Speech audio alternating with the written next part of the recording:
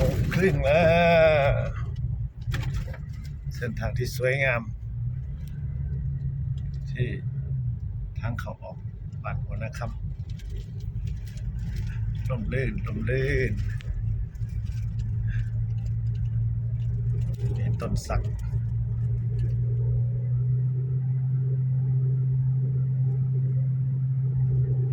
เรียงรายเป็นอุโมงค์ต้นไม้ที่สวยงามก่อนเข้าหมู่บ้านประมาณกิโลหนึ่ง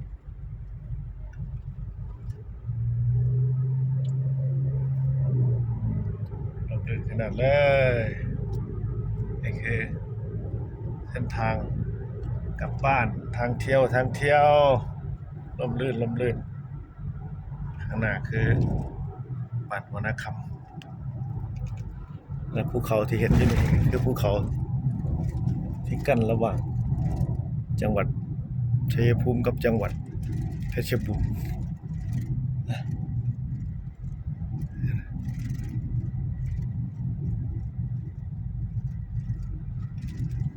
สวยงามน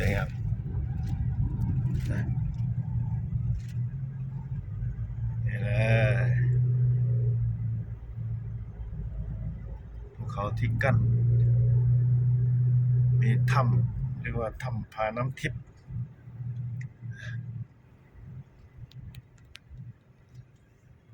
บ้านหัวนาคำแล้วนี่ก็ไกลแล้วประมาณ18 กิโลฮอดบ้านโนนเหมาแล้ว ทางเที่ยวที่เลี้ยวมาเดือนพฤศจิกามาเกี่ยวเขา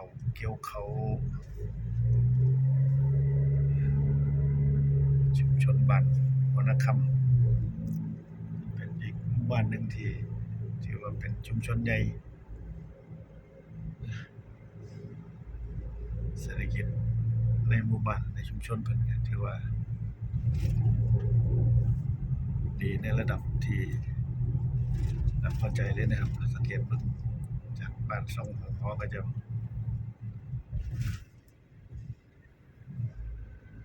มีบ้านหลังใหญ่หลายๆหลังคือบอกฐานะเส้นทางที่เชื่อมต่อไปบ้านโนนเหมาบ่ไกลแล้วใกล้จะฮอดบ้านแล้วเห็นลังๆภูหลังบ้านใกล้ฮอดบ้านโนนเหมาแล้วนี่คือพื้นที่บ้านหัวนาคำอีก18 กิโลบ้านโนนเหมา